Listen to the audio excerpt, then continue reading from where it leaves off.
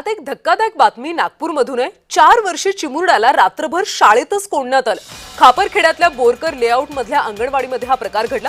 अंगणवाडीच्या खोलीमध्ये चिमुरडा खेळता खेळता झोपला।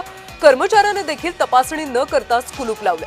मुलगा बेपत्ता झाल्याची चर्चा पसरताच अपहरणाचा गुन्हा दाखल झाला। खापरखेडा पोलिसांकडून 7 पथकं तैनात देखील करण्यात आली होती। सीसीटीव्ही तपास आणि रात्रभर शोध मोहिमेनंतर अखेर शाळेतच तपास केला असता हा सगळा प्रकार उघड झाला।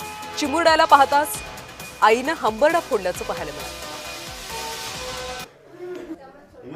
आणि या संदर्भात अधिकची माहिती घेऊयात आमचे प्रतिनिधी तेजस मोहतुरे यांच्याकडून। तेजस, खरं तर हा मुलगा रात्रभर शाळेतच होता आणि त्यानंतर हा सगळा प्रकार उघडकीस झाला।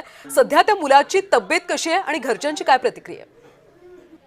नक्कीच आपण जर बघितलं तर नागपूर जिल्ह्यातील एक खापरखेडा येथे धक्कादायक प्रकार जे आहे ते समोर आला। एका अंगणवाडीत जे आहे ते 4 वर्षीय मुलगा कोंडून होता आणि अशात जर बघितलं असेल तर रात्रभर जे आहे ते आई वडिलांनी या संदर्भात शोध मोहीम घेतली। पोलिसात या संदर्भात तक्रार दाखल केली। सीसीटीव्ही ज्या ठिकाणी त्याच्यात तपास असेल, तलाव असेल, नाल्यांच्या रात्रभर शोध मोहीम घेतली, मात्र त्याच्यात काही सुगावा लागला नाही। मात्र पोलीस उपायुक्त जे आहेत ते संदीप पाकले यांनी जे शाळेत जाऊन पाहण्याचा निर्णय घेतला आणि अंगणवाडीत जे आहे कुलूप उघडतात हिमांशू हा सुरक्षित अवस्थेत आढळला। सध्याच्या घडीला जर बघितलं असेल तर हिमांशू याची तब्येत आहे ही बरी आहे। त्यासोबत घरच्यांचं म्हणणं आहे की अंगणवाडीत ज्या पद्धतीने विद्यार्थी जातात, शाळकरी विद्यार्थी जातात, त्यावेळेस त्यांच्या पाहण्याच्या दृष्टिकोन अंगणवाडीचे सेविका असतो ते त्याकडे लक्ष देत नाही। त्यामुळे जे आहे ते तिथले पोलीस उपायुक्त यांनी सुद्धा जे आहे ते निर्देश दिले आहेत की संबंधित अंगणवाडी ज्या ठिकाणी अंगणवाडी आहेत त्या ठिकाणी जे विद्यार्थी आहेत त्यांची सुद्धा एकंदरीत ते आहेत की नाही याची सुद्धा जे आहे ते चौकशी करून त्यांना घरी पोहोचून देण्याचे निर्देश सुद्धा देण्यात आले। मात्र असा प्रकार घडल्याने एकूणच जे आहे ते आईने हंबरडा फोडला आणि वडिलांची रात्रभर असणारी धावपळ आहे थांबली असल्याचे चित्र सध्या घडीला खापरखेड्यात पाहायला मिळत आहे। तेजस, खरं कर्मचाऱ्यांनी